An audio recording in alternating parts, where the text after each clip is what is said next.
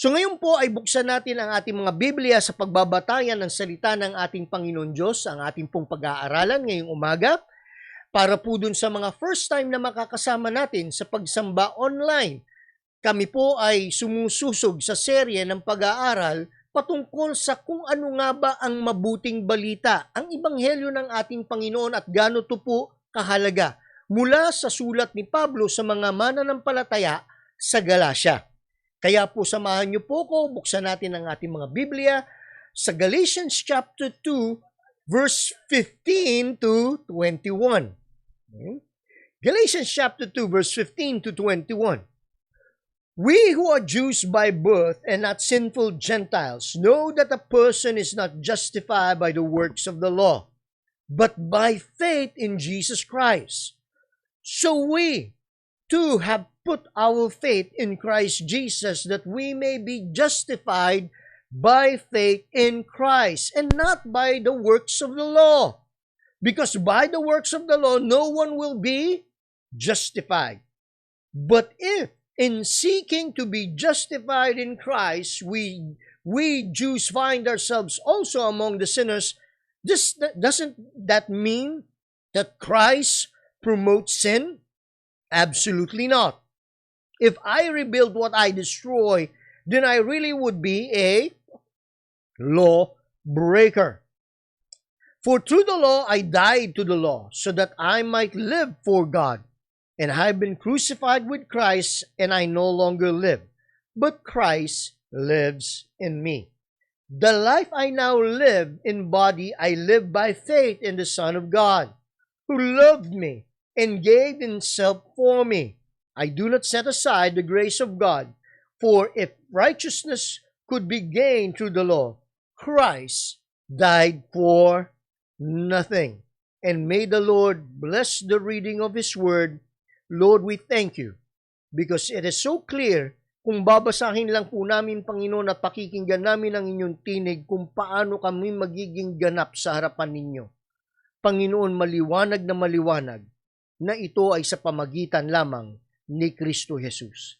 Kaya Panginoon, sa pagsusog namin sa inyong sinasabi rito sa inyong talatang ito, maunawaan namin Panginoon kung anong ibig sabihin na kami ngayon ay ganap sa harapan ninyo. Ito ang samot dalangin namin sa matamis sa pangalan ni Jesus. Amen, amen, amen. Alam niyo po, ito pong katuraan na to ay napakahalaga sapagkat ito ang unang distinction kung saan ay makikilala natin kung sino nga ba ang mga Kristiyano, mananampalataya at anong simbahan ang tunay na nasa sa kanila ang mabuting balita ng ating Panginoon Diyos. Sapagkat hindi po lahat na nagsasabing, oo, hawak namin ng Biblia, oo, sumasamba kami sa Diyos, oo, may pananampalataya kami, ay tunay na simbahan ng ating Panginoon Diyos, tunay na mga Kristiyano, sapagkat ang pananampalataya po nila ay hindi naman po talaga fully, okay? Solely, okay? Nakabase sa ating Panginoong Hesukristo. Alam niyo po, ang Protestant Reformation, ito ang pinakamahalagang doktrina na ipinaglaban nila. Nang hanggang ngayon, ito po dapat ay pinaninindigan natin bilang mga mananampalataya na dapat maliwanag sa atin. Si J.H. Alsted, sabi nga po niya, pagkasulat sa wikang Latin, Articulus Iustificationisti dicitur Articulus Sanctis and Cadentis Ecclesia. Ang ibig sabihin po nun, the article of justification is said to be the article of the standing or falling of the church. Ulitin ko po sa wikang Ingles.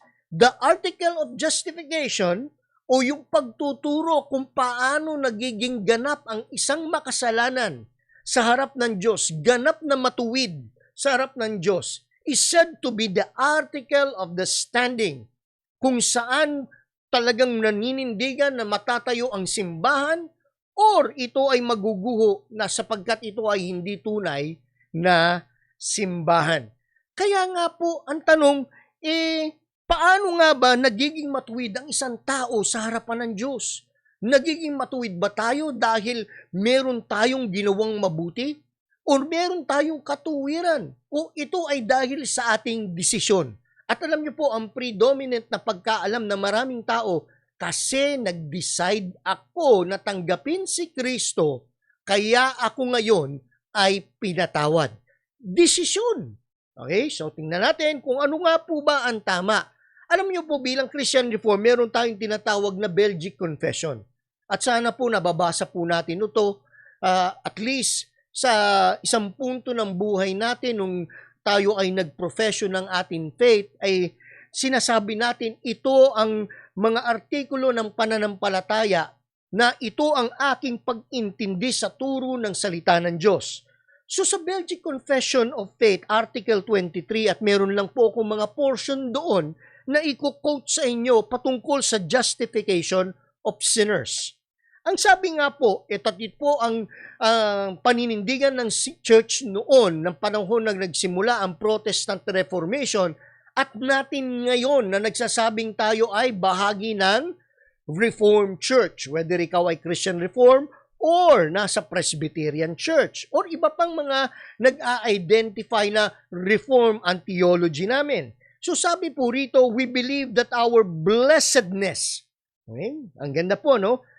We believe that our blessedness lies in the forgiveness of our sin because of Jesus Christ. Kung merong pinakamahalagang blessing na dapat tayong matanggap mula sa Diyos, ay ito ay ang kapatawaran na iginagawad ng Diyos sa atin sa pamagitan ng pananampalataya lamang kay Kristo lamang. And therefore we cling to this foundation, which is firm forever, giving all glory to God. Okay? Humbling ourselves and recognizing ourselves as we are, not claiming a thing for ourselves or our merits, and learning and resting on the sole obedience of Christ crucified, which is ours when we believe in Him. That is enough to cover, okay? That is enough to cover all our sins, okay? And to make us confident, freeing the conscience from the fear, dread, and terror of God's approach. Yun po ang magandang katotohanan na kung saan sinasabi natin ito ang aking pinananampalatayaang katotohanan patungkol sa aking pananampalataya kay Kristo Jesus. Na yung ginawa ni Kristo Jesus ay sapat na. Wala akong kailangan gawin o idagdag. Pastor, talaga bang wala kang kailangan gawin? Di ba dapat magdidesisyon ka? Hindi po sinabi ng Biblia na kailangan kang magdesisyon.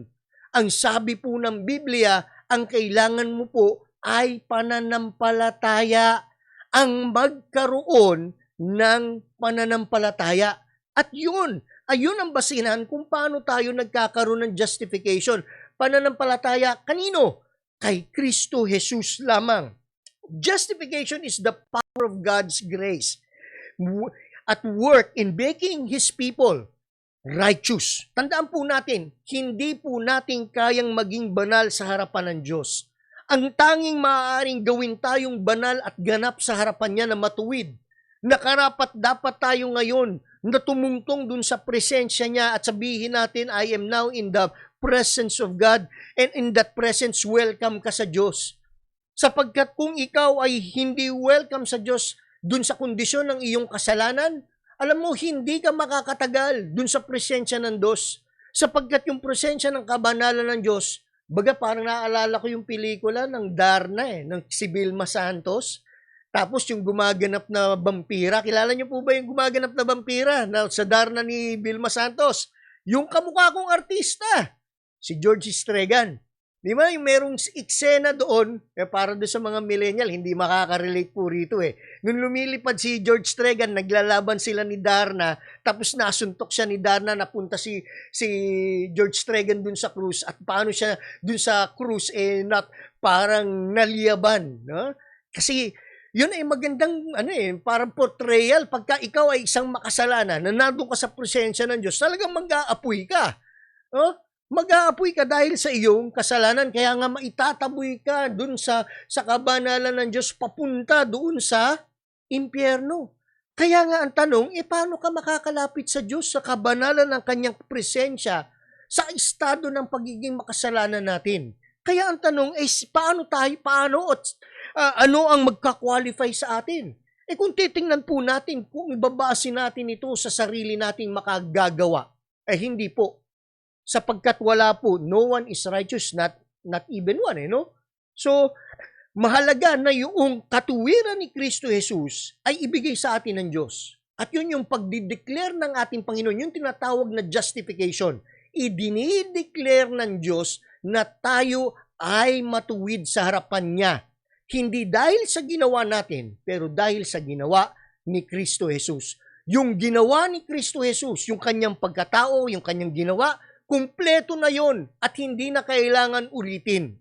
Ang kailangan na lang po ay magkaroon tayo ng pananampalataya doon kay Kristo Jesus, doon sa person and the work, kay Kristo mismo. Kasi madalas ang pananampalataya natin nandun sa ginawa niya, doon sa blessing. Pero hindi natin natatandaan na dapat yung person din ang pinananampalatayaan natin. Sino itong Jesus na namatay dun sa krus? Sino itong Jesus na tumatawag sa atin? Na kailangan na alam natin na pagka tayo ay may pananampalataya, nasa Kanya na tayo. At pagka nasa Kanya na tayo, ang kagandahan nun, ano yung ibinibigay niyang pagpapala sa atin? Yung kapagpapala ng Kanyang katuwiran. So what is justification? Alam niyo po, sa wikang Tagalog, ang justification po ay pagpinawalang sala o pagpapawalang sala. Kasi ito ay termino sa loob ng korte na kung saan ang naggagawad po ng ikaw ngayon ay justified na in the court of law ay yung judge. Ang judge lamang ang makakapagsabi kung ikaw ay makasalanan o guilty sa kasalanan. Kaya nga po, ang technical word na nakita ko po patungkol sa justification, the showing of an adequate reason in court why a defendant committed the offense for which he or she is accused that would serve to relieve the defendant of liability. So, ibig sabihin, ikaw, alam mo, makasalanan ka. Pero ano ang mag-aabsuelto sa iyo sa harapan ng korte na kung saan ay, sige, pinapatawad na kita.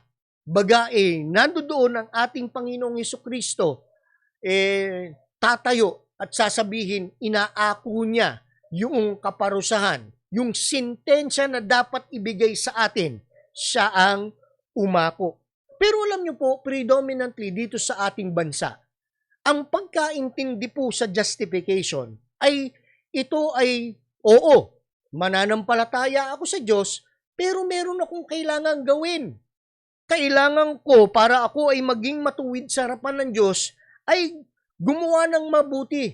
At yung kakumpletuhan ng paggawa ko ng mabuti ay naaayon sa pagtupad ko ng mga sakramento. Sampu natin mapapakinggan yung ganong katuruan sa simbahan Romano Katoliko. At yan po ang itinuturo dun sa mga nagsasabi sila daw ay Kristiyano pero ang pananampalataya nila ay hindi kay Kristo lamang. At ito ngayon ang titingnan natin, itong makikita natin katotohanan sa itinuturo ni Pablo Pananampalataya, hindi sa pamagitan ng gawa. So pagka sinabi mo na para maging matuwid ka sa Diyos, kailangan kumpletuhin mo ang sakramento sapagkat kung hindi mo makumpleto ang sakramento, lalong-lalo na makahingi ka ng absolution mula sa pare sa pamagitan ng sacrament ng confession, ay hindi ka mapupunta sa langit.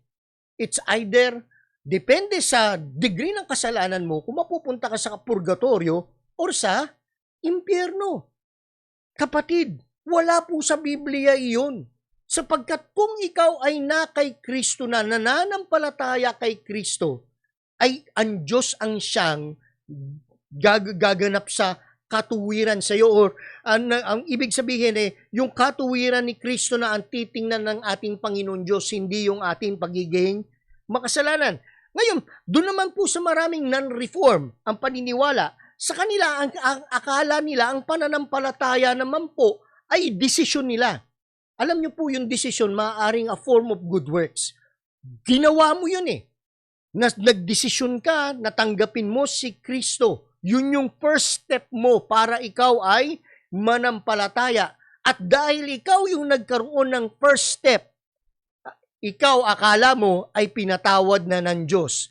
Kaya nga pagka nagkaroon ka ng misstep o nagkamali ka ng hakbang sa pananampalataya at nagkasala ka, baka mawala ang iyong kasalanan. Yun yung logic nun.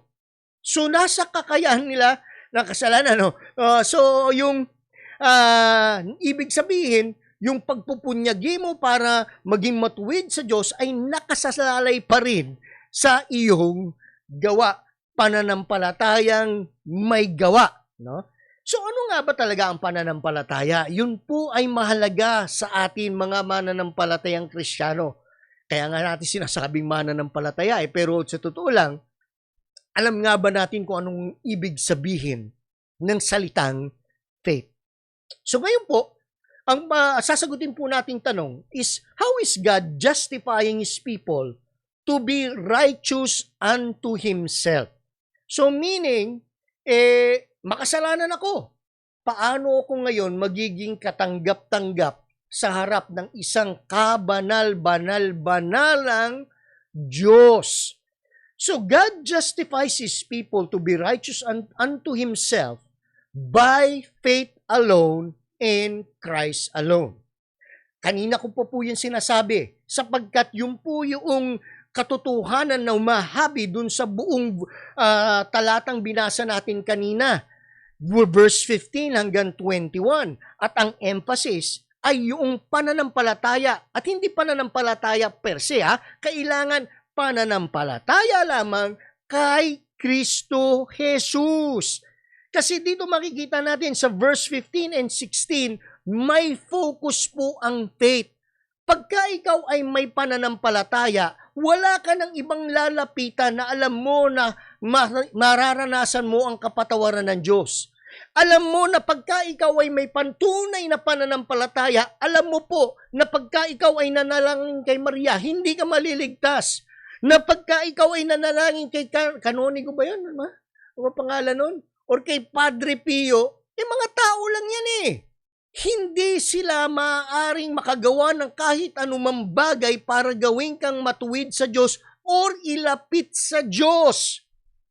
Mga kapatid, maliwanag po ang salita ng Diyos na ang pananampalataya po ng isang tunay na Kristiyano ay nakafocus po. So yung pag sinabi po natin, God justifies His people to be righteous unto Himself by faith alone, in Christ alone, it is with a faith that has the right focus. Kanino po nakatuon ang iyong pananampalataya? Alam niyo po, pag tingnan natin yung sinabi dito ni Pablo, sapagkat yung mga Hudyo nun, ang focus ng kanilang pananampalataya, akala nila ay nandoon sa katotohanan na sila ay ipinanganak na mga Hudyo. Sapagkat nung pinanganak silang Hudyo, kami ay bahagi ng piniling lipi ng Diyos na kung saan ay ibinigay sa amin ang kautusan ng Diyos. Kaya ang kailangan lang namin gawin ay sundin ang kautusan ng Diyos at kami ngayon ay magiging matuwid sa harap ng Diyos. Hindi kami katulad ng mga makasalanang mga hintil na wala ang kautusan ng Diyos sa kanila. Hindi nila sinusunod ang utos ng Diyos. Kaya nga kung hindi sila sumusunod sa utos ng Diyos, paano sila magiging matuwid sa harapan ng Diyos? So dito makikita natin na parang ang tingin po ng mga Hudyo ay sila ay spiritually superior kesa dun sa mga Kristiyano na mga hintil, na ang basihan ng kanilang kaligtasan para sila ay ng katuwiran, para sila ay maging matuwid sa harapan ng Diyos ay pananampalataya lamang kay Kristo lamang. Para sa kanila, you are inferior. Kasi meron pang binigay ang Diyos kung bakit kami ay tinawag na chosen people. At alam niyo po madalas, lalong-lalo na sa ating bansa, akala po natin pagka bininyagan ng isang tao ay ligtas na. Or kaya naman pagka tayo, miski sa protestante, dinedicate natin yung anak natin para dun sa mga hindi tumatanggap ng Pideo baptism, tayo din sa Christian Reform, pagka pinabaptize natin yung mga anak natin, akala natin ligtas na. No? Pero paano nga ba magiging matuwid ang mga tao sa harapan ng Diyos? Dahil ba dun sa ginawa ko bilang magulang dun sa aking anak? Na pagka lumaki yung anak ko, ay, binyagan naman ako sa tradisyon namin, lalong-lalo sa simbahang Romano-Katoliko. Tandaan po natin, pagka nabautismuhan ka, ibig sabihin po daw nun ay ikaw ay born again na. Yun po ang katuruan ng simbahang Romano-Katoliko. Kaya lalaki ka na dapat meron ka ng pananampalataya, pero ang pananampalataya mo ay nandoon nakatunog-tuon sa tradisyon ng tao. Na ito ay mga bagay na kailangan kong gawin upang maging matuwid ako sa harap ng Diyos. Hindi po Ang tanong palagi ay sino ang ating Panginoong Hesukristo sa iyo?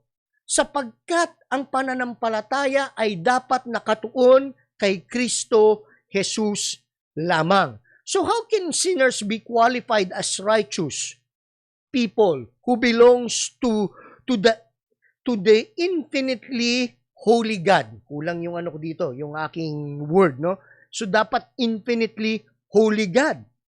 So, on verse 16, makikita po natin, basahin po natin muli. Buksan nyo yung Biblia ninyo. Sana po hawak ninyo para nakikita ninyo. Sabi po dito, know that a person is not justified by the works of the law. Bakit? Kasi ito nga ang law Kailangan maging faithful ka na sundin ito. Suwayin mo lang ang isa.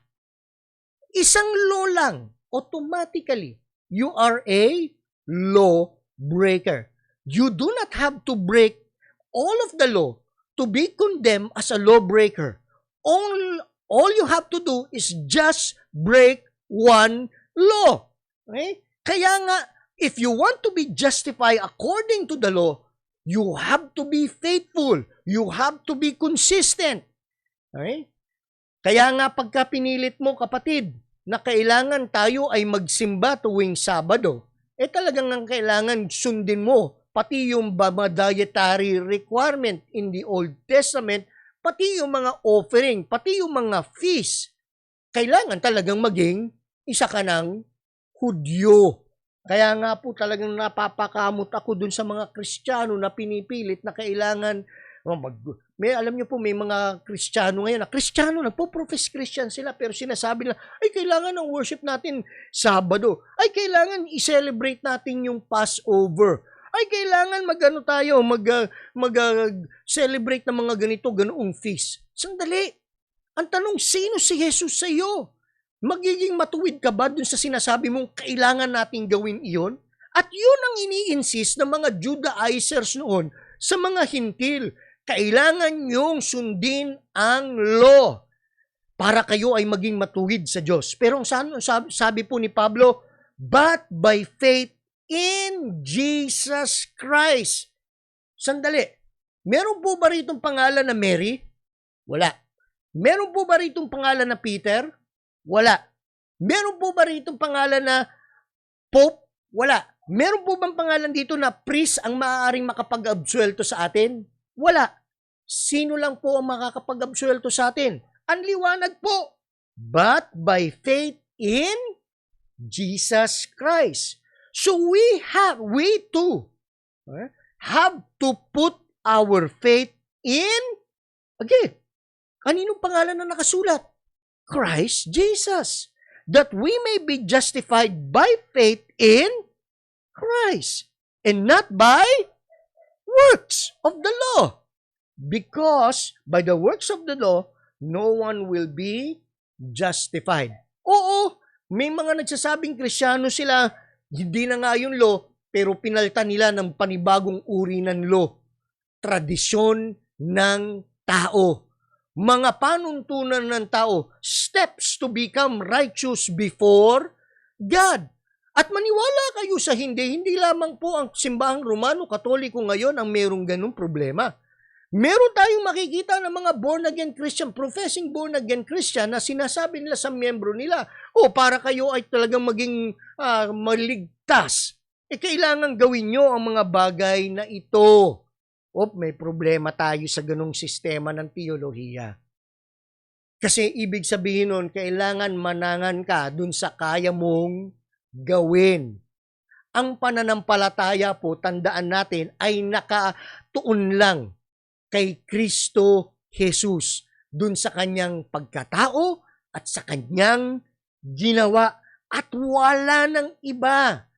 Kaya pagka ikaw ay nakatuon yung iyong pananampalataya kay Kristo, baga ang ibig sabihin nito ay isinusuko mo ang iyong sarili sa Kanya, na hindi mo kayang iligtas ang iyong sarili, na hindi ka maaaring maging ganap sa harapan ng Diyos sa kung ano ang kaya mong gawin.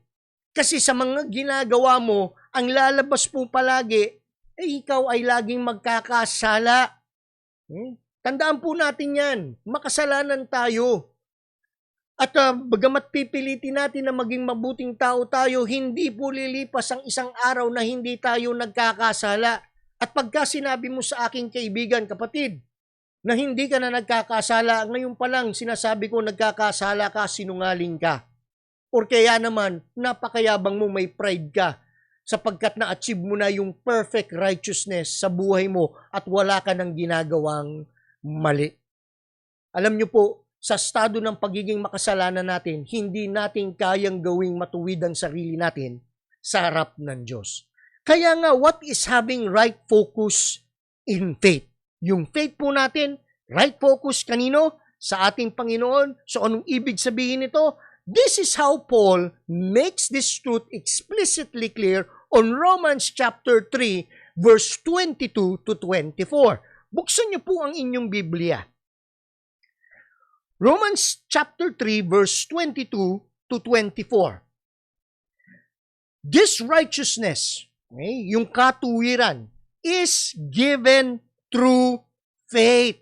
So mga kapatid, hindi tayo nagiging matuwid dahil meron tayong ginawa or meron tayong naging desisyon. Kung hindi dahil meron tayong pananampalataya.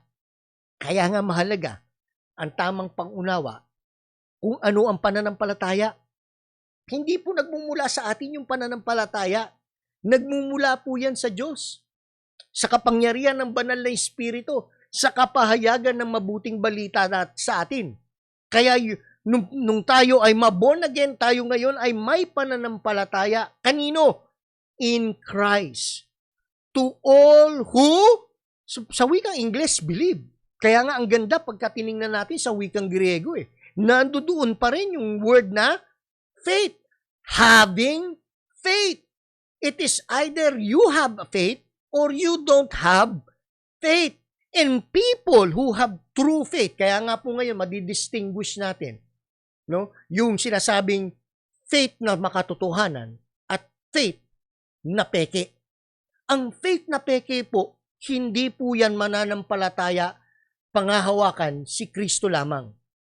Mananampalataya yan, mananangan yan sa sarili niyang kakayanan para iligtas ang kanyang sarili, sa mga gawa o sa tradisyon.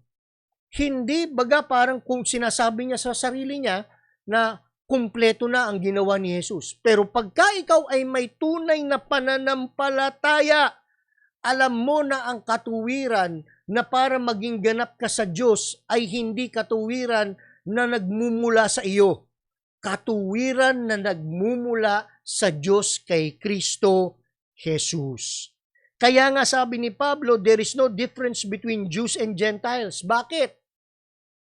Oo, tatanggap niyo yung law, pero makasalanan din naman kayo sa harapan ng Diyos. Oo, yung Gentiles, wala sa kanila yung law. Alam nila makasalanan sila. Pero dapat tayong mga Hudyo, mas dapat alam natin na tayo ay talagang makasalanan. Kaya nga pagdating sa verse 23, for all have sinned and fall short of the glory of God. Kailangan maambot natin yung pamantayan ng katuwiran ng Diyos. At yung pamantayan ng katuwiran, ng kaluwalhatian, ng katuwiran ng Diyos, paglalagyan natin ng sukat, ang sukat po nun ay, anong symbol na yon? Yung parang nagiging 8 na na palihis. Infinite. Hindi masukat na katuwiran. Ma-match mo ba sa buhay mo yung infinite righteousness na yon? Doon lamang nung nag-drive ka, nagalit ka, at ang sabi ng ating Panginoon, pagka ikaw ay nagalit doon sa isang tao ng matindi, parang nakapatay ka na, murderer ka. Tapos pagka ikaw ay nakatingin doon sa isang babae na may pagnanasa, ano nang ginawa mo? Adulterer ka na. So, yung pala nga sa isip mo palang nagkasala ka na. So, paano ka magiging matuwid sa harapan ng Diyos? Kaya nga talagang lahat nagkasala. And all are justified freely. Okay? Freely. By His, ano po yung word na ginamit? My decision? Hindi eh. Grace. By His grace. Grace po ng ating Panginoon Diyos kung paano tayo magiging matuwid through the redemption that came by Jesus Christ. Kaya dito pa lang sa unang bahagi, alam na kagad natin kung sino ang tunay na Kristiyano. Kasi yung tunay na Kristiyano na alam ang tunay na mabuting balita ay dapat magkakaroon ng tunay na pananampalataya.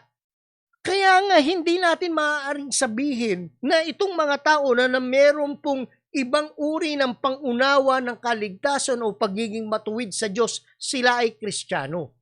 Hindi po.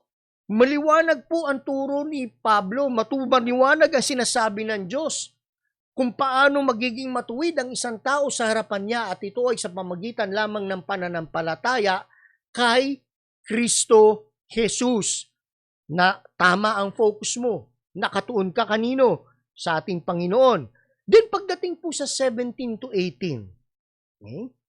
At allow me to read this on the New Living Translation. Sapagkat sa New Living Translation, ganito po ang kanyang pagkasabi. But suppose we seek to be made right with God through faith in Christ. Okay? But, ulitin ko po, But suppose we seek to be made right with God through faith in Christ Jesus. And then we are found guilty because we have abandoned the law. Would that mean Christ have led us into sin?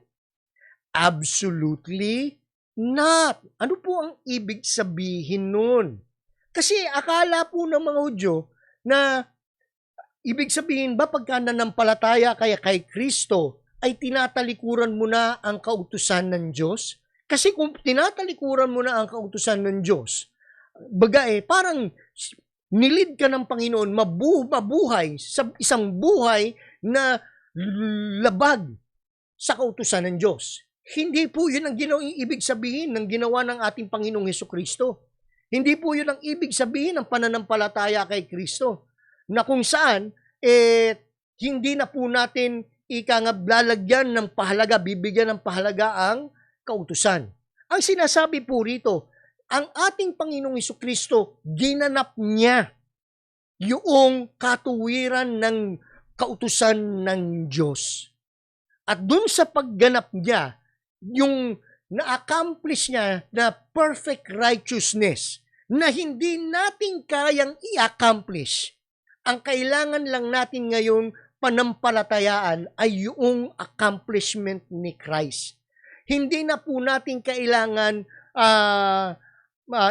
panindigan o panghawakan yung kaya nating gawin. Kasi kung paghahawakan natin yung kaya nating gawin, we will always fail. Kung ipipilit natin na magiging matuwid tayo sa harapan ng Diyos, sa pagiging masunurin sa kautusan ng Diyos, hindi po mangyayari yun. Hindi po mangyayari yun. Imposible yun. Pero hindi po ibig sabihin nun ay wala ng halaga ang kautusan. Baka kasi naman mahulog tayo sa isang uri ng kamalian na tinatawag namin antinomian. No? Hindi po tayo antinomian. Alam po natin ang tamang perspektibo patungkol sa law ng ating Panginoon. Pero pagpatungkol, paano magiging ganap sa harap ng Diyos ang isang tao, maliwanag. Hindi natin kayang gawin sa sarili natin ito. Pero ginawa ito ni Kristo. At hindi ibig sabihin ito, dahil dun sa ginawa ni Kristo, ay inilalayo niya na tayo doon sa utos ng ating Panginoon Diyos. In fact, ang utos ng ating Panginoon Diyos ang magpapatunay na tayo ay makasalanan. At dun sa pagiging makasalanan, maiintindihan natin ngayon na kailangan natin ng tagapagligtas. Kaya nga po rito, ang binibigyan kong emphasis sa ikalawang punto ko na pagka ikaw ay may tamang pananampalataya, dapat ay meron kang tamang pag-intindi kung ano ang pananampalataya. Hindi po ito gawa at hindi rin po ito desisyon. No? Paano ibig mo sabihin nun? Kasi nga yung desisyon na tanggapin si Kristo. Sandali, sino ba yung tumanggap? Ikaw yung nagwawala ikaw yung hindi katanggap-tanggap sa Diyos No? Tatandaan po natin yun tayo yung hindi katanggap-tanggap sa Diyos. So sino yung tatanggap? Ako na di katanggap-tanggap? O siya na banal na tumanggap sa akin para maging katanggap-tanggap ako sa Kanya. Kaya nga po, pagka tayo ay may pananampalataya, ang tama po na dapat nakaisipan na para intindihin yung gagawin natin o yung magiging bunga, okay, yung bunga ng pananampalataya sa atin, ay isusuko natin ang buhay natin kay Jesus. Hindi po desisyon na tatanggapin natin. Sumusuko tayo sa Kanya. Lumalapit tayo ng may pagsuko na hindi baga parang lalabas na may utang na loob si Lord pa sa atin kasi tinanggap natin siya. Mali po iyon. Kaya doon nagkakaroon ng mga baluktot pang ibang kaisipan with regard sa pananampalataya na akala tuloy ng tao ang kailangan lang nilang gawin ay magdesisyon. Hindi po, ang kailangan mo magkaroon ka ng pananampalataya. At ang tanong, sino ang magbibigay ng pananampalataya sa'yo? Biyaya ng Diyos. Biyaya ng Diyos kung saan mapapakinggan mo ang Kanyang salita at ang pagkilos ng banal na Espiritu para yung salita niya na makita mo ang katotohanan ng pagliligtas niya kay Kristo Jesus, na ito ay yung mabuting balita. At doon magkakaroon ka ng pananampalataya. At pagka nagkapananampalataya ka, ano ang magiging response mo doon sa mabuting balita? Pagsuko ng iyong buhay kay Jesus. Kay Jesus lamang mo isusuko ang buhay mo. Wala nang iba. Kaya nga si Paul, kung titingnan natin kung ano yung right understanding of faith, sa kanyang sinabi naman sa mga mananampalataya in Rome. Tingnan niyo po, on Romans chapter 16, verse 25 to 27, although there are many other verses that we could quote so that we could understand, to have a right understanding of what is faith. Okay? But I prefer to use Romans chapter 16, verse 25 to 27, kung saan mababasa po natin, now to Him who is able to establish you in accordance with my gospel. Opening statement pa lang. Now to Him. Who is the Him? Who is able to establish you? Who will establish you? Who will establish me? Who establishes people who has faith? In accordance with my gospel, the message I proclaim about Jesus Christ, in keeping with the revelation of mystery hidden for long ages past, but now revealed and made known through the prophetic writings by the command of the eternal God. So, kinumand ng eternal God, so that all Gentiles might come to obedience that comes from faith. Faith is not obedience. Faith is the cause of obedience. Anong ibig sabihin no? Ikaw ay mag-uubay ngayon. Ikaw ay susunod sa Diyos ngayon. Kasi meron ka ng pananampalataya. Okay? Kaya si Peter, sina Andrew, si John at si James, nung tinawag sila ng ating Panginoong Jesucristo, sila ay sumunod dahil meron na po silang pananampalataya. Pananampalataya na nagbunga sa kanilang puso't isipan sa pamagitan ng kapangyarihan ng pagkilos ng Diyos sa buhay nila. Nung madinig nila ang tinig ng ating Panginoong Hesus, meron yung inner na pagtawag sa kanila. So to the only wise God be glory forever through Jesus Christ. Amen. Kaya nga ang ganda po ng sinabi rito ni Pablo, kasi kung tama po ang pangunawa natin ng faith, ang magiging resulta po nito ay tamang pagsamba sa Diyos. Ang tanging tao na tatanggap ng papuri at pagluluwalhati dahil meron tayong pananampalataya, ang Diyos lamang. Hindi mo ibibida doon miski sa iyong personal testimony na I thank God that I made that decision. Alam niyo po, kadalasan yung mga nagbibigay ng testimony, ang bida is I made that decision to receive Christ, to accept Christ. So kung hindi sila nagdesisyon tanggapin si Kristo, hindi sila maliligtas. Hindi ka maliligtas kung hindi ka niligtas ng Diyos. Yun po yung punto dun eh. At ang pagliligtas na yun ay ginagawa niya sa pamagitan ng ating Panginoong Jesucristo. At ang kailangan mo po ay magkaroon ng pananampalataya. Kaya nga maaaring wag lang po natin i-criticize yung mga ibang reliyon na hindi Protestant o hindi born again. Kasi maaaring Protestante ka at born again ka pero sa totoo lang, wala ka pa naman talagang pananampalataya. Or, hindi mo pa rin talaga nauunawaan kung ano ang pananampalataya. At yun ang nakakalungkot. Alam niyo po, marami pong mga lumalago sa sinasabing pananampalataya pero mali ang kanilang pag-intindi. At mahalaga po yung tamang pag-intindi dito sapagkat kung mali ang iyong pagkaintindi, magiging mali ang tuon kung kanino nakatuon ang iyong pananampalataya at dapat nandoon kay Kristo Jesus. Yung pananampalataya na yun na alam mo magiging matuwid ka lang sa harapan ng Diyos, ngayon sa justification mo, ibig sabihin yung immediate state mo na maging makasalanan ka, sasabihin ng Panginoon, ikaw ay matuwid na. At yung magsusustain ng buhay natin kung saan magiging katanggap-tanggap tayo sa Diyos, hindi pa rin dun sa good works natin.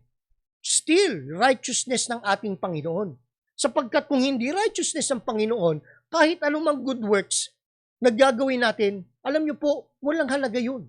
Ang mahalaga po sa Panginoon ay yung righteousness ni Kristo. Na ito yung lumalabas na iniiksod natin sa buhay natin, sa buhay na pagsunod kay Kristo Jesus.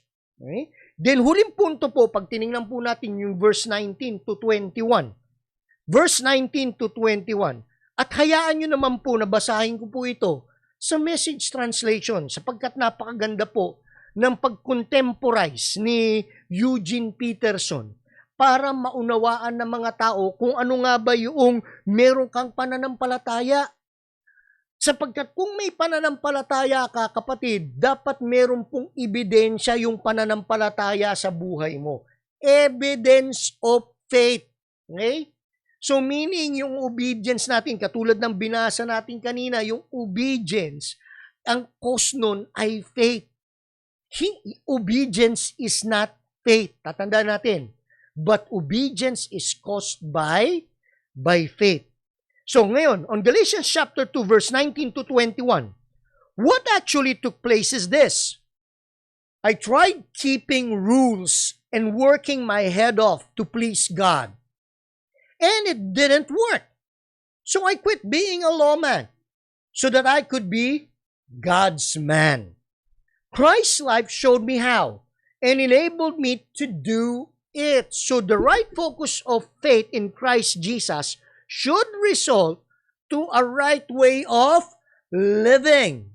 And then dun kinakanta natin yung living for Jesus, a life that is true. Okay?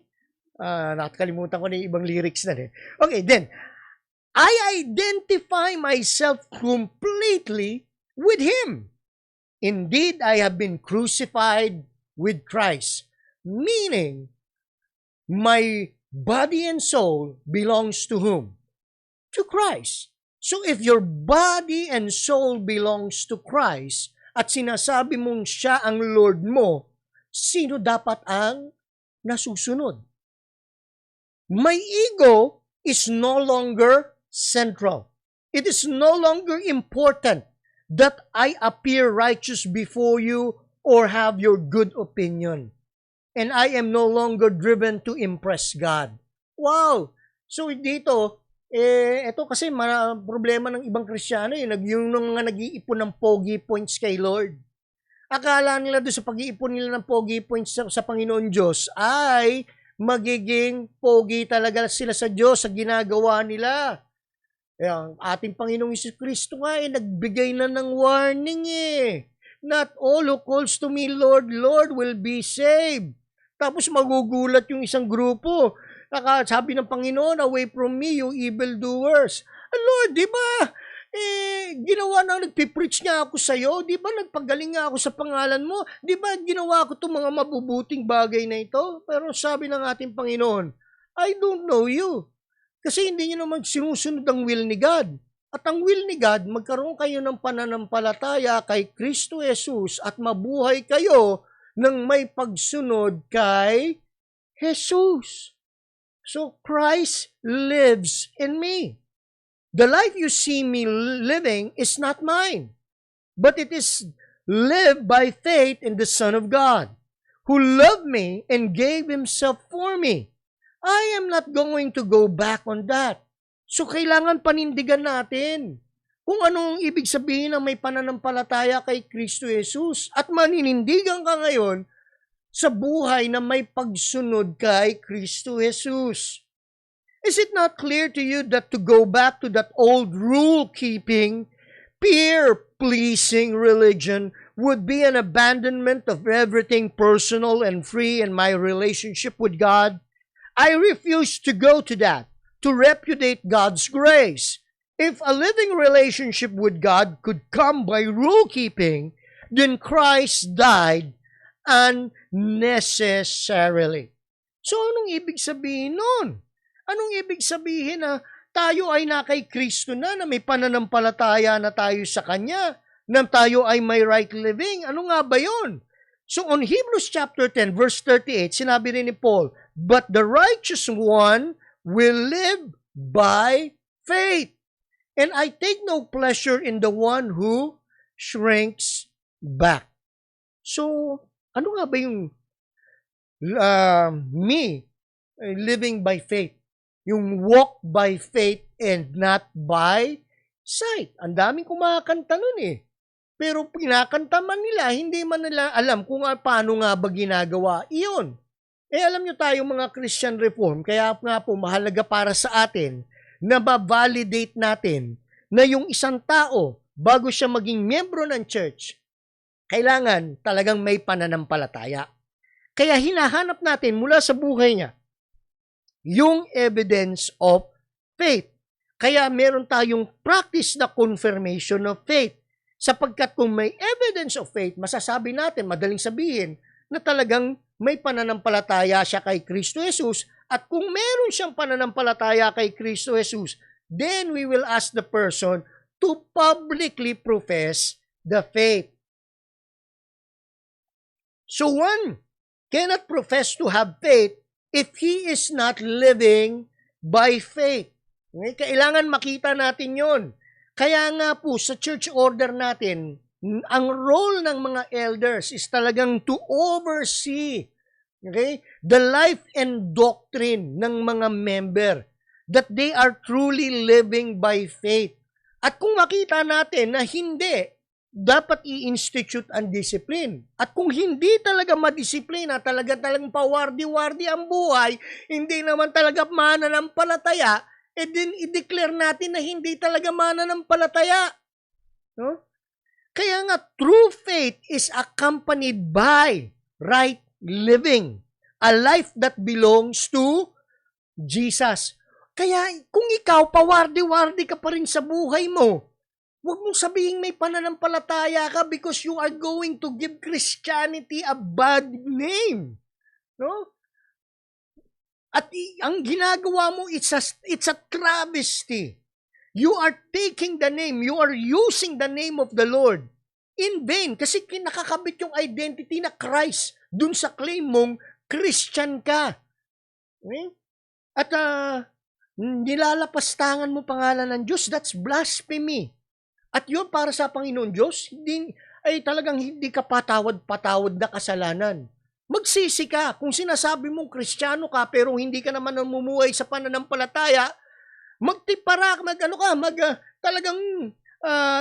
you prostrate yourself before God and seek mercy that He would give you faith, that He would grant you faith, and you would live in repentance, and you will follow Jesus. Okay? So what is the right living in faith? Yon. Ano nga ba ito? Tingnan niyo po ang Philippians chapter 3, verse 7 to 14. Philippians chapter 3, verse 7 to 14. In fact, I encourage you to read that entire chapter. But we would just simply limit ourselves by reading verse 10 and 11 because that is where I would like to give an emphasis with regards to what is right living. Yung primary focus of living the Christian life. On Philippians chapter 3, verse 10, the starting point for us to live right, yung right living in faith, is, I want to know Christ. Walang Kristiyano ang hindi nananabik na makilala ang ating Panginoong Jesucristo. Kaya nga po hindi maaari na sabihin mo Christian ka pero wala kang pananabik na basahin ang salita ng Diyos o pakinggan ito, pag-aralan ito. At pagka tuwing linggo, lagi naman talagang kulang na lang, bigyan ka ng unan. No? Kasi wala kang pananabik para makinig ng taimtim at unawain ang salita ng Diyos. Kasi kung makikinig ka ng taimtim, titingnan mo, sandali, talaga bang consistent yung sinasabi ni Pastor Dennis dun sa kino-quote niya mula sa Bible? Ay, oo nga, ito nga pala talaga. Yun. Kasi pagka attentive reading ka, hindi ka makakatulog eh. Talagang nakafocus ka, nagre-reflect ka, ninanamnam mo yung mga sinasabi, lalong-lalo na yung pag-ugma ng sinasabi ko sa salita ng Diyos. I want to know Christ. Yes, to know the power of His resurrection and participation. Okay, saan ka magpa-participate, kapatid? Tingnan mo, participation in the blessed life that I could have my best life now. Yung ba nakalagay doon? Pakibasa. Baka mali yata yung translation ng Bible ko eh. And participation in His sufferings. Become like Him in His death. And so, somehow attaining to the resurrection from the dead. So the starting point to live by faith is to know Christ. And when you know Christ and you fall in love with Christ, you will be grateful to what He has done. And you will express that gratefulness by worshiping Him, by giving glory to Him. And that giving glory to Him is doing everything for His glory. So yung buhay mo, buhay ng pagsamba sa Diyos, hindi buhay na wardi. Hanggang ngayon pawardi-wardi ka, hindi ka Kristiyano. Ang unang ebidensya niyan, mga nanay, mga tatay, tingnan nyo yung mga anak ninyo kung binubuksan nila ang Biblia nila at nagbabasa sila. Kung hanggang ngayon hindi sila nagbubukas ng Biblia nila at nagbabasa, talagang ang totoong sinasabi ng Panginoon, narrow is the way, o the path, narrow path nga eh, path nga yung ginamit ng ating Panginoon eh. then broad is the way to destruction. At dun sa narupat na yun, makikita natin yung mga tao na naglalakad dun sa path na yun ay yung path na meron silang desire sa puso nila na makilala nila si Kristo Jesus. Pastor, wag ho kayong mag-alala kasi si nanay tsaka si tatay hindi ko rin po nakikitang nagbabasa ng Biblia. Pare-parehas lang pala kayo sa bahay. So ngayon, alam mo na pare-parehasan ang tungo ninyo. Kasi ikaw na magulang, wala ka pa rin pala talagang tunay na pananampalataya. Na nakikita sa iyo ang iyong mga anak, mga kapatid. Yun tayo na mga magulang, tayo yung unang ibanghilista sa ating mga anak na kung saan dapat malaman nila kung ano ang tunay na pananampalataya kay Kristo Jesus. So, in summary, God justifies His people to be righteous unto Himself by faith alone, in Christ alone, with a faith that has the right focus. Yan ang una. Then pangalawa, with the faith that has the right understanding. Pangatlo, with the faith that has the right living. So, faith po. Faith alone. In Christ alone. So, mga kapatid, pagka ito ang tunay na pananampalataya na meron tayo, yung tunay na pananampalataya kay Kristo Jesus, then and only then that we could be certain of God's blessing sa buhay natin. The greatest blessing of what you and I can have from God. And this is where I will end. Open your Bibles on Romans chapter 8, verse 31 to 39. And I would just simply read this. And I hope that as I read through Romans chapter 8, verse 31 to 39, you would really see why faith in Christ Jesus is important in our life. That we could have this great blessing from our Lord God. Romans 8, verse 31 to 39. What then shall we say to this? If God is for us, who is against us? He who did not spare His own Son, but delivered Him over for us, how will He not also with Him freely give us all things? Who will bring a charge against God's elect? God is the one who justifies. Who is the one who condemns? Christ Jesus is He who died. Yes, rather, who was raised, who is at the right hand of God, who also intercedes for us. Who will separate us from the love of Christ? Will tribulation, or distress, or persecution, or famine, or nakedness, or peril, or sword, or COVID-19? Ay, sandali, dagdag ko na pala yun. Wala yun doon. Just as it is written, for your sake we are being put to death all day long. We were considered as sheep to be slaughtered. But in all these things, we overwhelmingly conquer through Him who loves us. What do we conquer? We conquer the sin that separates us from God. We conquer the doubt of what Christ have already accomplished. That all we have to do is faith. We conquer our unbelief.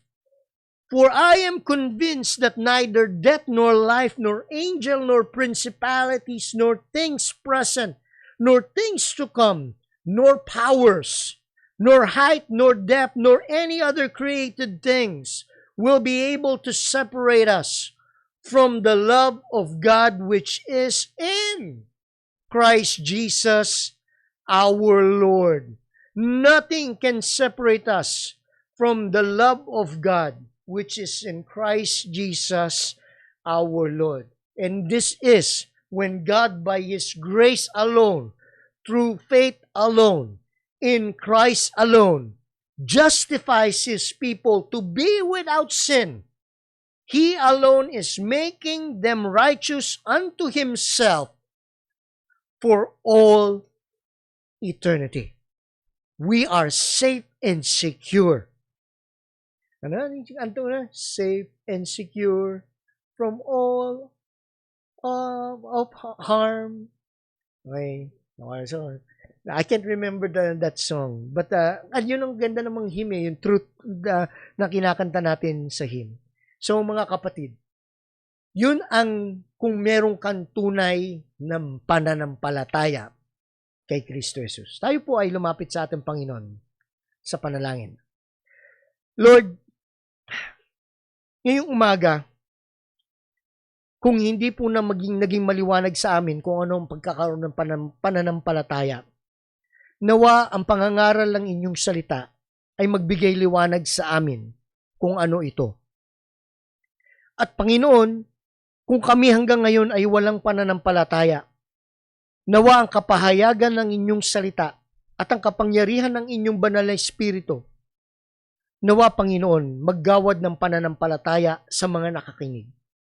Lord, magiging ganap lang po kami sa harapan ninyo kung kami ay may pananampalataya kay Kristo Jesus lamang. At wala nang iba. Kaya Panginoon, sa dami po ng mga tao na nagsasabing sila ay sumasampalataya, ngunit patuloy Panginoon sa pamumuhay na hindi pagsunod kay Jesus, ay makikita namin ang ebidensya ng katotohanan na wala pa po silang pananampalataya. Kaya ang panalangin namin, Panginoon, ay kayo ang magbiyaya sa kanila ng pananampalataya. At ito, Panginoon, ay mangyayari kung ipapahayag po namin ang mabuting balita sa kanila. Kaya, Panginoon, turuan niyo kami kung paano namin ituturo ng tama at tapat ang iyong katotohanan. Upang ang mga tao ay magkaroon ng pananampalataya lamang kay Kristo Jesus. Kaya Panginoon, kayo nawa ang patuloy na magpala sa amin. Ganon din Panginoon ang magpakita ng habag.